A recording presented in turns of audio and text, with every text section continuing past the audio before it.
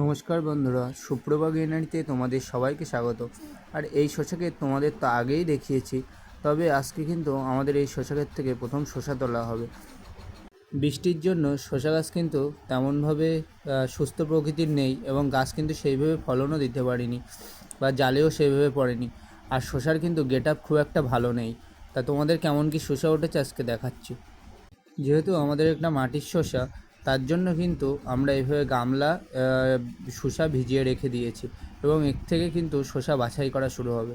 এখন কিন্তু শসা একটা একটা করে বাছাই করা শুরু হচ্ছে, কারণ আমরা যদি শসা ঠিকঠাকভাবে না ধুই তাহলে কিন্তু গায়ে কাদা লেগে থাকবে এবং শসা কিন্তু দেখতে আরও খারাপ হয়ে যাবে।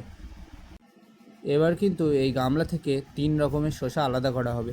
একটা যেগুলো ছাট শসা সেগুলো আলাদা করা হবে, আর যেগুলো ফ্রেশ শসা সেগুলো আলাদা করা হবে, আর কিছু উপরে ভালো শসা দেওয়ার জন্য আলাদা করা হবে। যেহেতু আমরা ক্যারি ব্যাগে মাল ভরি, তার জন্য কিন্তু কিছু ভালো শসা রেখে দিতে হবে ক্যারি ব্যাগের মাথায় দেওয়ার জন্য, যাতে কিন্তু খরিদ্দার দেখলেই আকর্ষিত হয়। এই যে আমরা ফ্রেশ শসা এখানে বেছে রেখে দিয়েছি, প্রত্যেক ক্যারি ব্যাগের মাথায় এই ফ্রেশ শসা 1 কিলো 1.5 কিলো নিজের আন্দাজ মতো একটা দিয়ে দেব।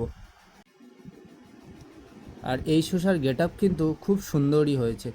আর এই যে সমস্ত শসা এখানে রাখা হয়েছে, তো প্রায় 30 থেকে 35 কিলোর মতো গড়ে শসা হয়েছিল। আর তোমরা দেখতে পাচ্ছ যে আমরা কিভাবে ক্যারি ব্যাগ ভরছি। এদিকে ছাট শসা ক্যারি ব্যাগ ভরা হচ্ছে, আর ওদিকে কিন্তু ভালো শসাও ক্যারি ব্যাগ ভরা হচ্ছে। আর এই ক্যারি ব্যাগগুলোই কিন্তু 5 কিলো করে শসা দেওয়া হয়।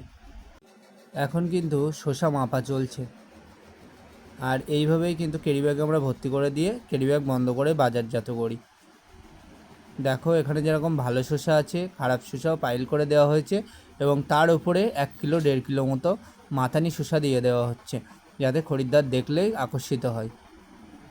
শসার যদি ফলন ভালো হয় বা মালের যদি গেট আপ থাকে তাহলে কিন্তু এসব করা লাগে না, কিন্তু যেহেতু এবার শসার কালার তেমন ভালো হয়নি, বৃষ্টির জন্য গাছের খারাপ অবস্থা হয়েছিল, তার জন্য কিন্তু এইসব করতে হচ্ছে। এই শসার পরবর্তী ভিডিও খুব তাড়াতাড়ি আসতে চলেছে।